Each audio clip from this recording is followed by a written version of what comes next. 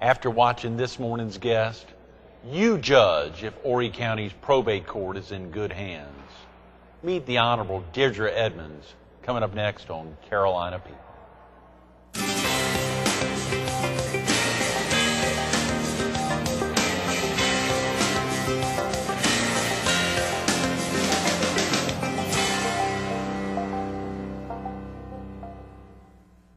Good morning. Welcome to Carolina People. This morning we're at the Horry County Government and Justice Center in historic downtown Conway. We're focused on the Horry County Probate Court. And we're visiting with your Horry County Probate Judge, the Honorable Deirdre Edmunds. Good morning, Judge Edmunds. Thanks so much for getting in early on a Wednesday morning, a couple days after St. Patrick's Day. Happy to be here. Did y'all celebrate St. Patrick's Day? We did. We always celebrate at my house. I love it. I have small children, so they enjoy the holidays. Just getting green. Yes. That's exactly right. A lot of green. A lot happening here in the Government and Justice Center, Yes. Deirdre. And, of course, in the Horry County Probate Court, a lot of changes in the recent past and advances being made over your 5-year tenure here. Yes, we continue to try to upgrade and improve the probate court so that we can better serve the people of our county.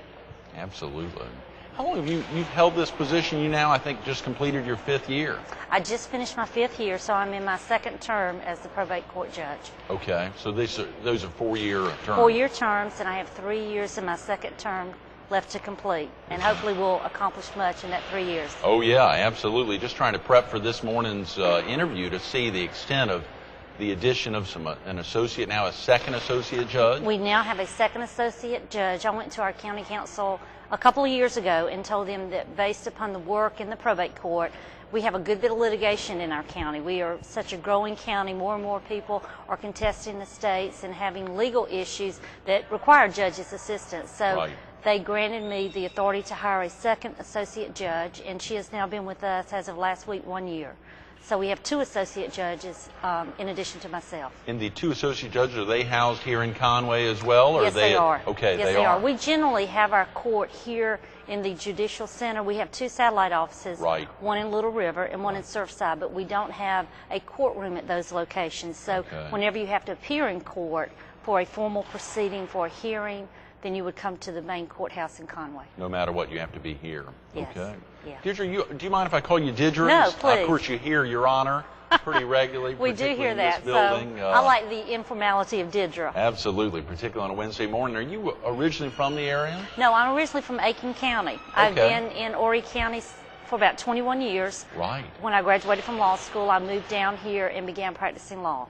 Okay, wow. Had you had something you specialized in prior to becoming Horry County's probate judge? Well, a good bit of my practice involved probate administration, estate planning, a lot of estate planning, a lot of elder law, dealing with trust, wills, powers of attorney, and then just some general corporate and tax work. Okay. So sure. I focused on that area of the law. Right, right. Anything you really loved about that? Were you dealing on a regular basis with elder clients or folks that were planning out their end of life? Absolutely, absolutely. I represented people a lot in the estate planning area where I prepared their wills for them and counseled them about durable powers, living wills, healthcare powers. And then as I got more into the elder law, I dealt with people needing Medicaid qualification, special needs trust, planning for disability, things of that nature. So it was a real good fit when I decided to run for probate judge based on the experience I'd had in practicing law. Absolutely. I think I saw after, was it 10 years of the Bellamy Law Firm that you joined Catherine Cook D'Angelo? That's exactly right. Focused, I guess, to a great degree on elder care. Elder law She does a lot and of that. estate planning and probate. That was the primary focus of that firm.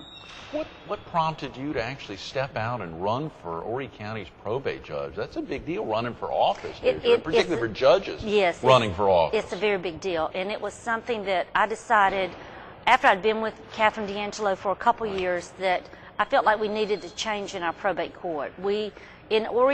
In South Carolina, our probate judges are publicly elected by the people, and there's not a requirement that you have a law degree in order to be probate judge. Is that right? That's exactly right. And we had not, up until I ran and was elected, had someone with a legal degree as our probate judge. In the history of probate judges in Horry County, Horry there County. had not been one? That's right. My Lord. That's right. And I felt like that we had grown to such an extent that we really needed someone with that legal background to be our probate judge. And so therefore, I decided to run for probate judge and try to bring that level of education and level of understanding in the practice of law to our probate court and elevate our court and make it more of a professional court with that type of background. Mm-hmm. And of course, for folks who, where there hadn't been is there a real desire there to encourage, is education a big piece for the probate court's administration? You know, when you're dealing with these issues that come before the probate court, they are all legal issues. Right. And having a legal background helps the judge make the decision, understand the law. You've actually practiced the law, you've worked with the law, you're much more familiar with the law and how the legal rights of people and the parties set forth in our laws and in our case law comes into effect in each situation. So, you know, we call it the practice of law, but you really get a lot of hands-on experience by doing that. And I felt that was something that we really needed in our probate court. Deirdre, that seems so commonsensical. Why do you think it is that in the state it's not a requirement that you actually have a law license to be a probate judge? I mean, that's clearly an issue, and I know we've interviewed folks, I can't remember the name of the woman in Florence who had held that position. Judge Stone?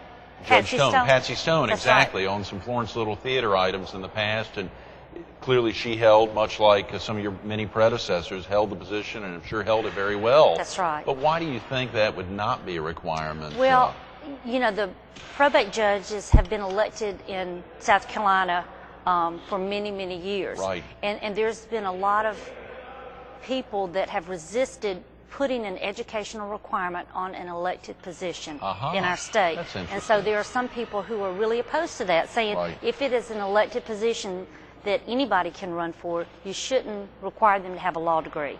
Now, there have been many bills introduced over the last 5 or 10 years trying to require some type of qualification. Right. And there's one pending now, and that bill that is in the legislature now requires that you have a law degree and at least 5 years experience practicing law. I don't know if it's going to pass or not. Right. I think it's unlikely. Really? And I think some counties would be hindered if you required someone to have a law degree. You have some very, very small counties in South Carolina, and I think they could have some difficulty finding someone with a law degree who's willing to be their probate judge just because of the size of the county.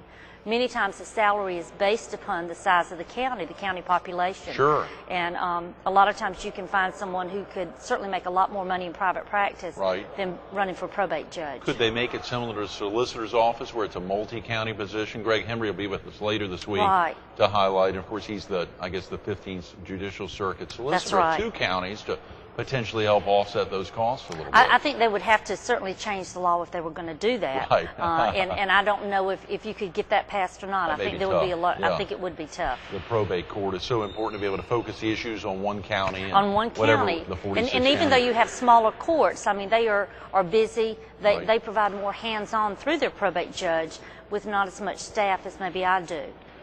Clearly, y'all were busy enough to justify getting not only one, but a second associate judge. Absolutely. Wow. And I mean, it was time for that because many of the larger counties in South Carolina have a second associate judge, and there are many things that only the judge can handle that we cannot delegate to our staff.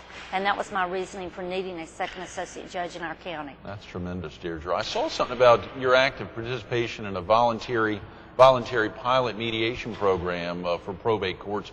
What prompted your involvement and share with viewers a little bit about exactly what that is? Okay. Last year, our Supreme Court came out with an administrative order, and they adopted a pilot mediation program for the probate courts. Many other courts in our state, the circuit courts, the family courts, they have gone through a mediation program, and usually they adopt 1 or 2 counties initially and require those counties to participate. When they did this for the probate courts, they decided to leave it up to the individual judges. I believe maybe because we are elected and it's our discretion as to whether we want to participate in this. So this year, any probate courts in South Carolina that want to participate in the pilot mediation program can sign on to do that. And since we are such a large county, since we have more and more litigation going on every week in our court, it makes sense to allow people to participate in mediation to try to resolve their disputes rather than having to come and let it be left up to the judge to decide a resolution of their case, try to bring the parties together, let them mediate their dispute and settle it on their own terms. And I think it's being very successful. And we're going to try this for a year. At the end of the year, the Supreme Court will decide, based on the results of this voluntary pilot program, how to incorporate mediation in the probate courts. That's tremendous. It is tremendous. It allows people to direct the fate of their case. And a critical need, yes. It is a critical need. And one of the big benefits is you can do it at a much reduced cost than having to actually litigate your case. Right. You come together very early before you spend a lot of money on attorneys and discovery and delay, and you can get a resolution much quicker if you sit down with your parties, with your adversaries, and try to settle your dispute with an independent, neutral third party. Right.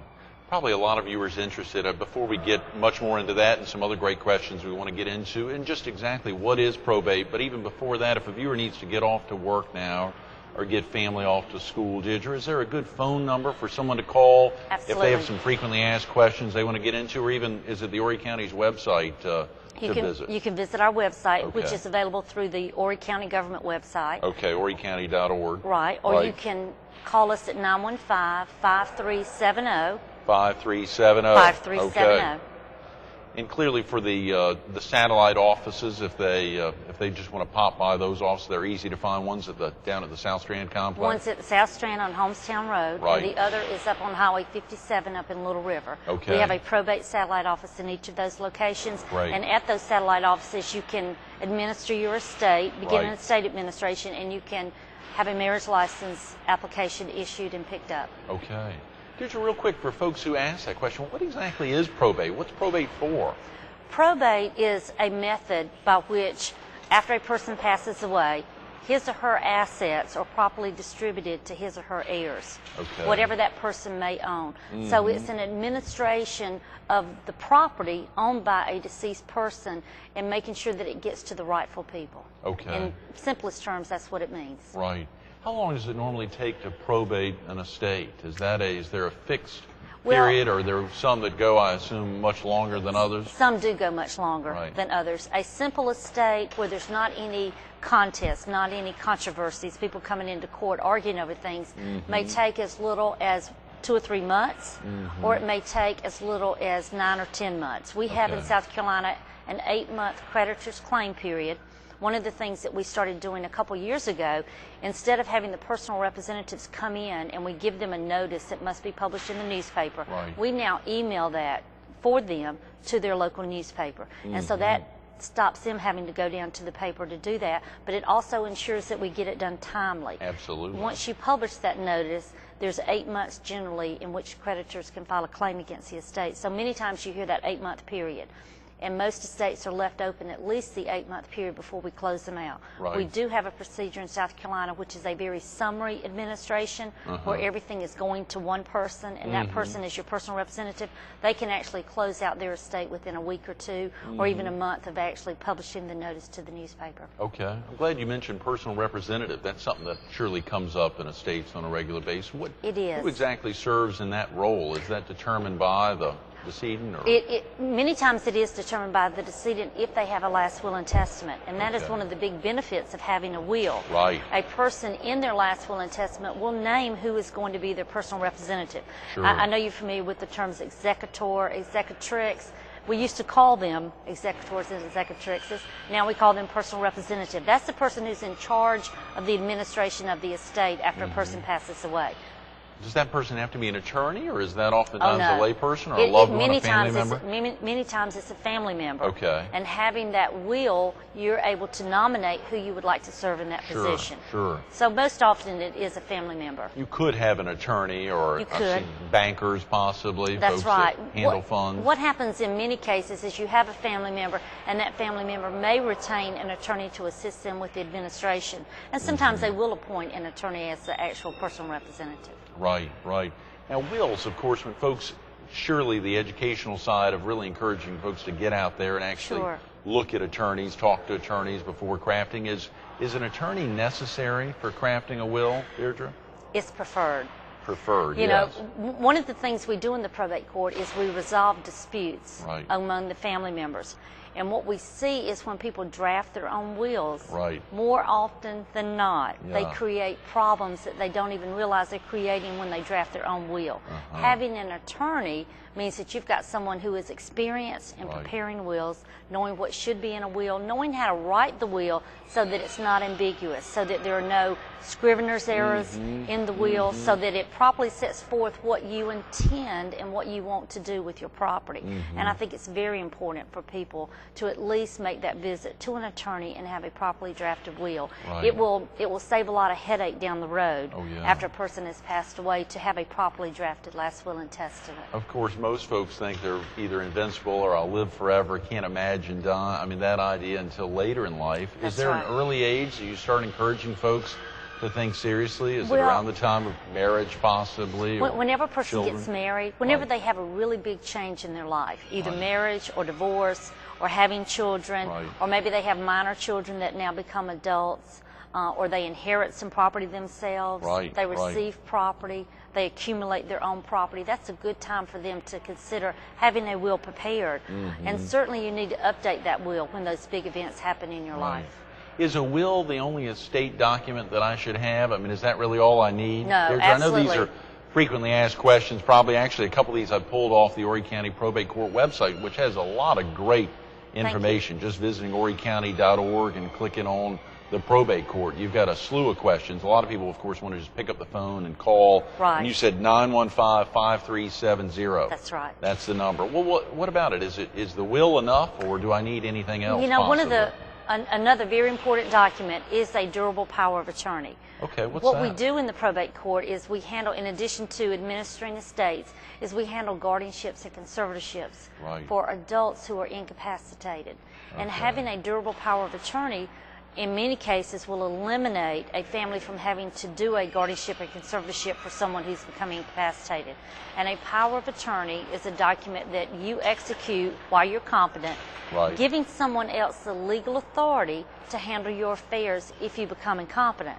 So someone can step into your place and have that authority that they need under the law to sign checks for you, to handle your home, your mortgage, your retirement, Social Security, apply for benefits for you, pay your bills, deal with your automobile, your credit cards, your Social Security, things of that nature. And it's effective during your lifetime.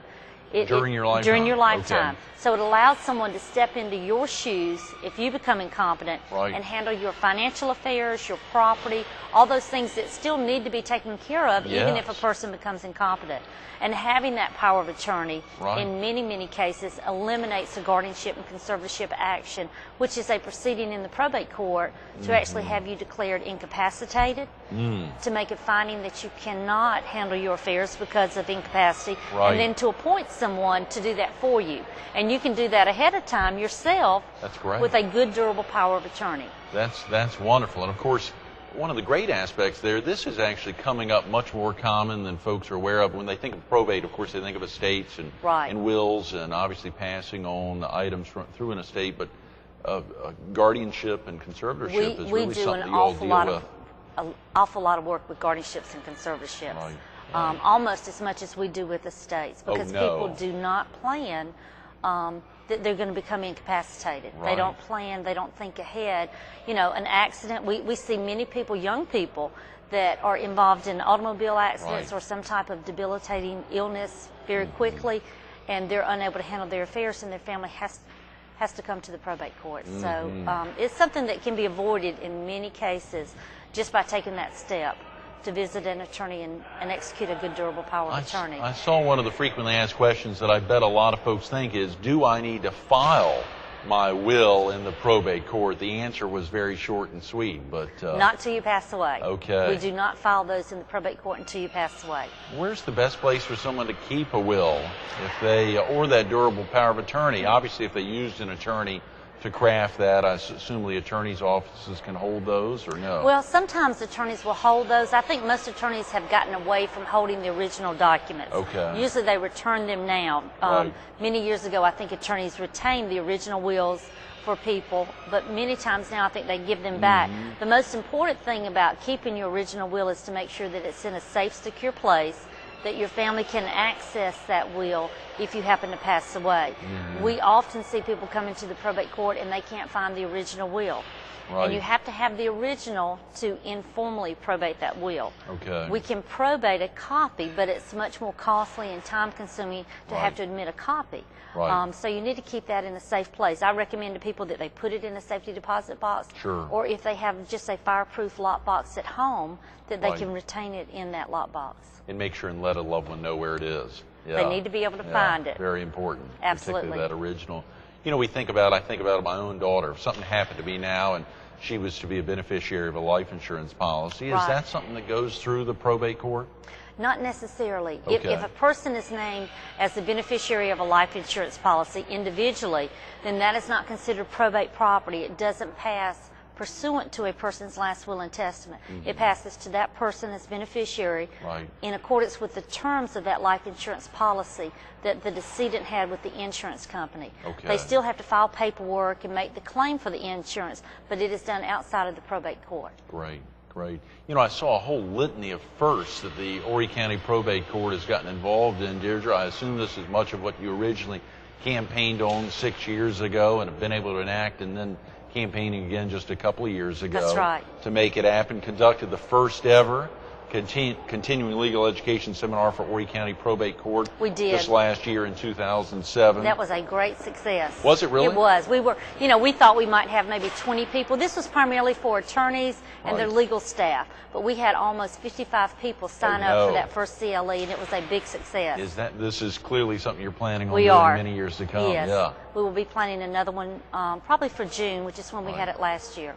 Clearly, highlighting the voluntary pilot mediation program, another big first, and then just having an associate judge in the first place, and that have they gotten? Who are the two associate judges, by the way, and have they remained real busy? Yes. Was the need clearly justified? The first associate judge is Kathy Ward, who has worked in the probate court for many, many years. She was the associate judge under my predecessors, and I made her an associate judge when I was elected. Right. And then most recently last year I hired an attorney, Dundee Carter, who had practiced for several years down in Surfside Beach. She has her law degree, but she also has her master's in taxation. So she comes very, yes, a good background, and she has fit in very well with our court. That is tremendous. And you know, we have another first coming up in about 3 weeks.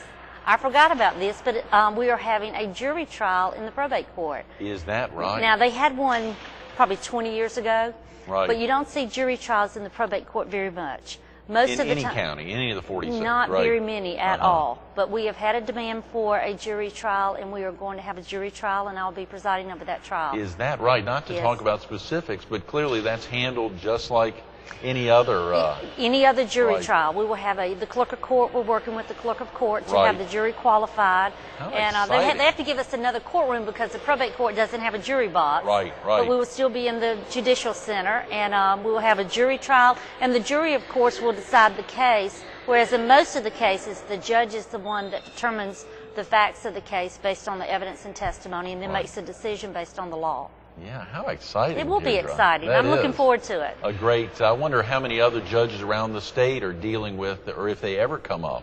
Probably some counties that have never had a jury That's right. trial. There are some counties that have never, and it has been many, many years since we had one in Horry County. And another thing, clearly, which would be potentially difficult, would be a probate judge who didn't have a legal background, who overseeing a jury trial, maybe there may be some parameters there that he or she would want to turn to for some assistance. So it's great, clearly, with you having been in the courtroom a number of times and dealt in jury situations, to see that in action. Of course, another great thing is the new case management system that I think you all are working towards in the Horry County Probate Court. How's that rolling? We've just got a couple of minutes. Deirdre. It's going very well. We have just about decided on the vendor that we're going to use for the case management. We've been working with our IT department. It will be a tremendous update from our case management system that we have now. It is a very old, antiquated system. Every time we want to make a change, we have to have a new program written for the case management system, and this new program will update our records. It will allow us to scan all the documents that are filed with the court so that they can be viewed on the computer. They will be digitized.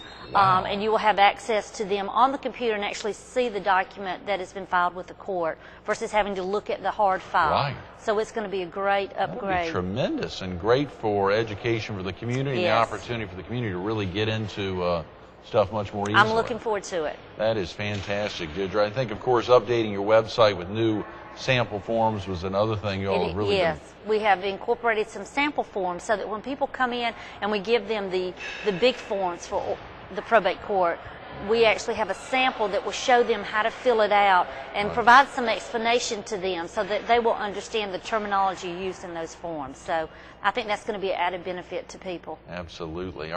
You're really driven now as the probate court judge. It's really it's both all-consuming, but at the same time being very active still. And very active. Right. I think it's important to continue to upgrade our probate court, make it more conducive to the people's need, respond to people and their concerns and how they need to come to the probate court. We have many people that come through the probate administration on their own, without an attorney, without any legal assistance. And I have a tremendous staff. I rely on them every day for the expertise that they have acquired over the last 5 years.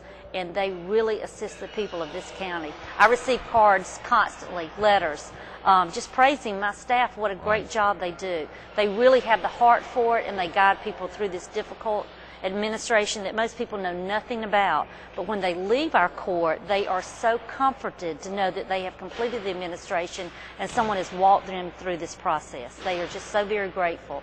And I think everyone in the probate court just loves what they're doing. They do a great job at it. That's tremendous, Deirdre. Thanks so much for being with us this Thank morning. you. Sorry we've run out of time. Stay tuned to more Carolina People with the Honorable Deirdre Edmunds, Horry County's probate court judge, coming up next. We went through a lot of frequently asked questions, but I'm sure there's still more out there. You may be thinking of some that weren't answered in the last 30 minutes. Take the time to pick up the phone, 843-915-5370, 843-915-5370. There's also some great frequently asked questions online and some amazing answers. Take the time to go online to horrycounty.org. Click on probate court. It's not only Deirdre helping to answer these questions. You've got a staff of almost 20 folks. They want you to call. They want you to be informed. It's all about education. Horry County's probate judge, Deirdre Edmunds. Thanks so much for being with us this morning. Thank you.